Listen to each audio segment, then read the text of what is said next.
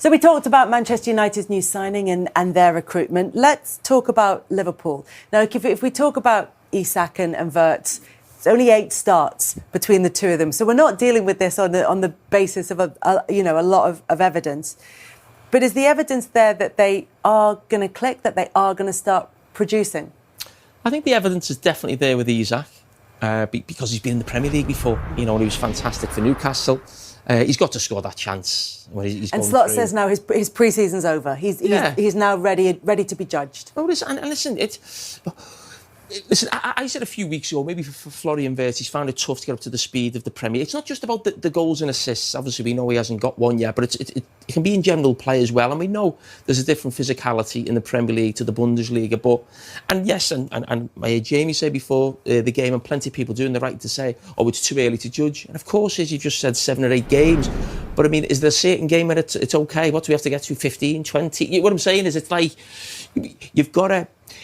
I'm not expecting to see the Bayer Leverkusen Florian Wirtz in the first 7 games, but I'm expecting to see him improve.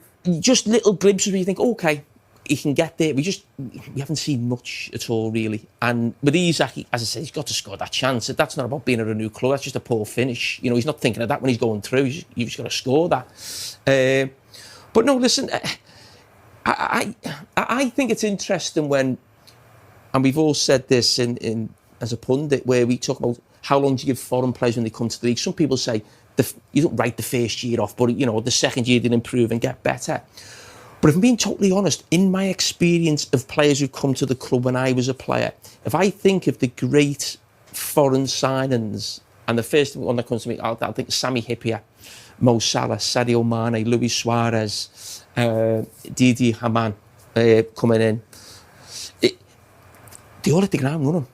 I can't think of many who had a really average, poor... I'm not talking 7 games, by the way. If we're talking getting to Christmas, January, February, when you haven't seen much, you're a little bit like, ooh, because for me, history doesn't tell me that foreign signings coming into England take a year. People always say Thierry Henry. It's nonsense. Thierry Henry scored 25 goals in his first season for Arsenal. But he didn't score for his first 8, though. Exactly. But what I'm saying is, it wasn't a year. So you do need to be patient, then? If he didn't score for his first 8, then... I know, but I'm just saying 7 or 8 games is too early. But what I'm saying is, once we start getting to January, February, March, it's a bit like, when is the time when we can start saying, hang on, maybe this was a mistake? Yes, you can talk about getting used to up to speed, and we're at that stage now, 7 or 8 games. But in my experience with players, especially at Liverpool, players who are great, foreign signings for the club, more often than not, they hit the ground running. I would say 99% of them. So I think there are others that don't. Gravenberch took a while. Mm-hmm. There are others that maybe do take a little bit more time. And the thing is, as well, this pre-season, I think for Liverpool was probably the most difficult they've ever had to go through, for obviously what happened with the tragedy and everything like that. So everything's been disrupted and been so tough for the players. So what that has done to a lot of the players, and that disruption must have been so tough for everybody. They've lost one of their, not just a teammate, also a brother to a lot of them. So it's been really difficult. Now, players coming in, like Florian Wirtz, there's been a few moments. If he has the assist against Chelsea and Salah scores for him, we'll talk about, wow, what an assist. He's off, he's running. Now, I'm not sure, excuse me, if he's going to be that person that's going to be always sliding balls through. He might be at times like a little bit like, I would say, a Luka Modric. Now, Luka Modric, you judged him purely on his goals and assists. You maybe think he wouldn't be the player that we will talk about, but he would be the player that would make the pass and makes the pass. Now, that might be Florian Wirtz. Today, when he come on, he showed me a lot of qualities, and I thought, he was willing to get on the ball. It wasn't easy for him. I think we've got a real player there, but it's going to take time. The intensity of this league, especially for someone like him, it's so robust, and he might just be finding that a bit more difficult than what we all expected. He might have to go on a little bit of a strength and conditioning situation for a few months and get him even stronger. But I've got no doubt, because I've seen players like that in the Premier League and I've seen him in Germany, he will be a success here. But again, we have to be a little bit patient. Isak, I'm not worried about, as Jamie says. He's played in this league for the last few years. He's going to be comfortable, but there isn't added pressure when you play for Liverpool. It sort of brings me back to something you said before the game, Jamie, which is that when Mo Salah isn't playing well, Liverpool are maybe having to have someone else as their star player. However, is that an Isak? Is that a Florian else? They're now looking for a different...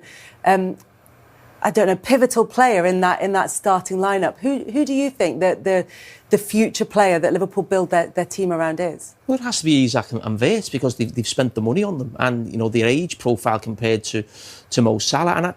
And I do think watching Mo Salah this season, and I absolutely love him. But if we know he's good, there's a tactical setup with Mo Salah in that he doesn't help Liverpool's right back. But that's I'm not criticising him for being lazy, not getting back. We lauded Arne for allowing Salah that role last season, and he probably hasn't got the legs to get up and down like a conventional wide player. But if you're not getting nothing going the other way, you're obviously losing something that way, but you're not gaining it going the other way. And watching Mo Salah today, he never got found out sort of defensively because he doesn't track back today. But he was off with the ball. He lost the ball a lot through the game, and that can happen with him even in his prime. But what I would say with Mo Salah right now is I think we're at the stage where I don't think Mo Salah should be like a Virgil van Dijk, where it's like first name on the team sheet. So Liverpool have got 2 away games, one of the Champions League in Frankfurt, and then they go to Brentford. I don't think Mo Salah should start both of those games. He should always be starting at Anfield, because Liverpool are going to be on top, be around the edge of the box, and more often than not, he scores in those situations today.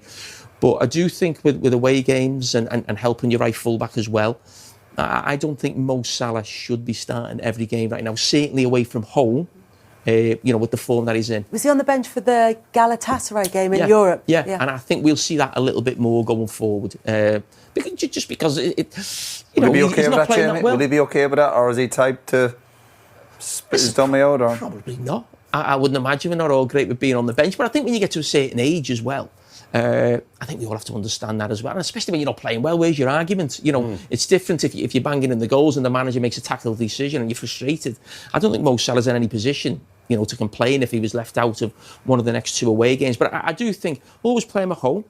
But I think right now playing him away from home in every game, I think the manager should look at maybe something slightly different in terms of Frimpong. What do you think? Is it time to start managing his career? Yeah, a little bit. I mean, Jurgen Klopp did it a couple of times. He didn't like it when he took him off. I remember at West Ham one day, and there was a few words crossed between the two of them. So it has happened even a few years ago. So it's not anything new. I mean, do I look at him and think that he's a different player right now? I think last year he was so good early in the season, but there seemed to be a drop-off. His form, his confidence is low.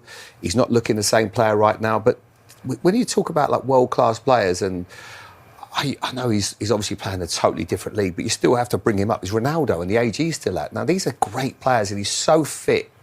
I still think he's got a lot more to offer. He's just having a bit of a bad time, and it's like everybody else in this team. So it's very easy to look at all the different players. There's not one player that I would say, they're at the level they were last year at the moment. And that's what's making it really difficult, not just for the manager, but also for the team.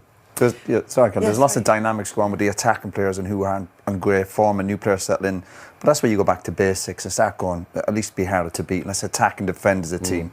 Just looks a bit disjointed. Salah, the interesting thing is obviously there's the questions are being asked about him, whether it's his age, whether it's his one season too many, all the other stuff. But the strange thing in watching Salah is usually when a player is sort of usually a player getting towards the end of his career, what you notice is the physical decline. And I'm not seeing a physical decline in him in respect of sort of like some of his sprints look quite sharp, he looks busy in the box.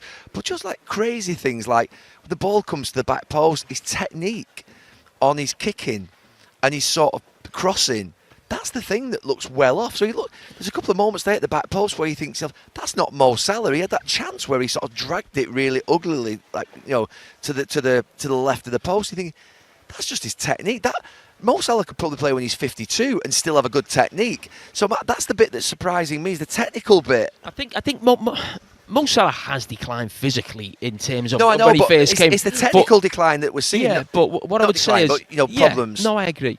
But even when Mo Salah's been at his absolute best, he can have games where he looks technically poor. He can he's one of those players who at times you think for such a great player, sometimes his performances, and this is not this season, this is over his time for Liverpool. We all know as Liverpool fans, and you put up with it because you think he'll score 2 in a couple of weeks. He goes through these little runs.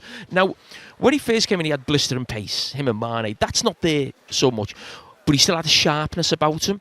I'm not quite sure that sharpness is still there. I still think he looks quite sharp. I'm not sure. I don't know. I think he looks sharp in those little areas where you'd want him to look sharp in the sort of like last 18, 20 yards of the pitch. But as the ball comes to the back post on 2 or 3 occasions, or for instance, the Verts assist for him that would have been an assist at Chelsea, and you think he's got to finish that. Today, there's 2 chances at the back post. You think he's got to finish that. It's the technical aspect of his game that's letting him down at the moment for me, more than the physical aspect. Yeah, no. There's no doubt he can at times look not like a world-class, but he can look like an average player technically. I've said that before. That was at his heyday. He has lost something physically, but I do worry, and I do think this is a real conundrum for the manager going forward. What you do. It was interesting you mentioned in commentary that he brought him off. Now, that's not the first. If you remember, Jurgen Klopp used to bring him off a lot. If he wasn't playing particularly well, Jurgen Klopp was not shy.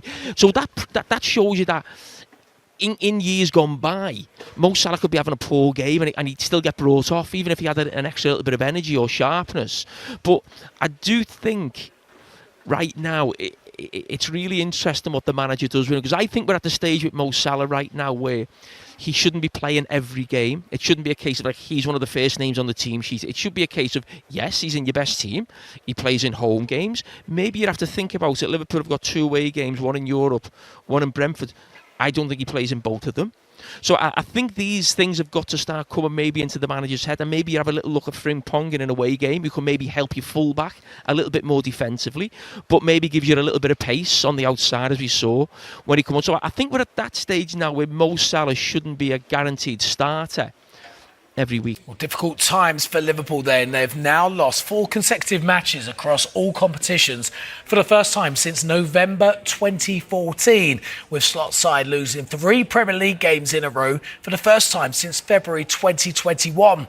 And since the beginning of May, Liverpool have conceded 2 or more goals in more Premier League games than any other side, doing so in 8 of their 12 league matches.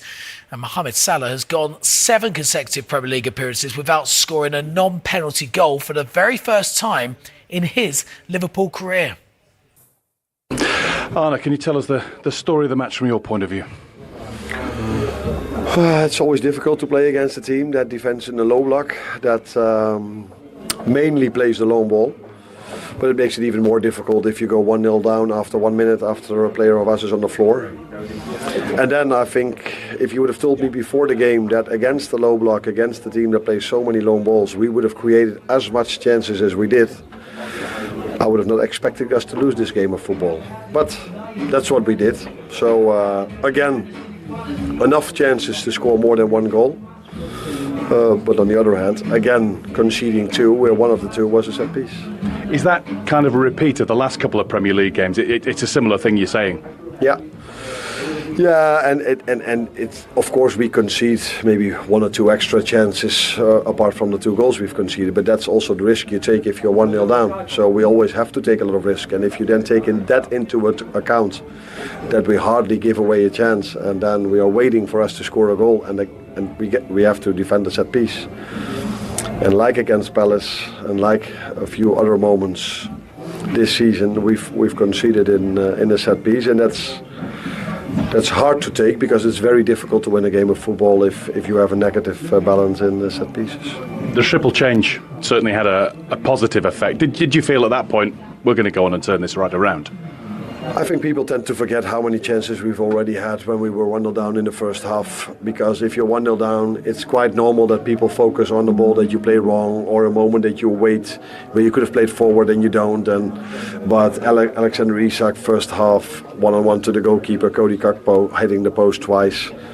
So even the first half, we've already had chances to go 1-1. But it's true that in the second half, this is mainly with us because the other team gets more and more tired. We create more and more. This happened against Palace, happened against Chelsea, happened today. This also has to do with the changes we've made, but also with the effort we put in the first half. Any concerns over the run of results, or is it just something that you know will be rectified? No, of course concerns if you win. If you lose 4 times in a row, you need to be concerned, because you know how it works in football. If we can keep bringing these performances in, we will have a fair chance of winning more football games, and if we can do a few things a little bit better, we would even have a better chance of winning a game of football. But you're never 100% sure if the next game you're able to create 8, 9, 10 open chances. So yeah, but as long as these players are again a setback, again 1-0 down, again playing so many times with 1-0 down and coming back in the way we did. If that mentality is there, there's a lot to take into the upcoming games. But yeah, losing 4 times in a row definitely does something with the team.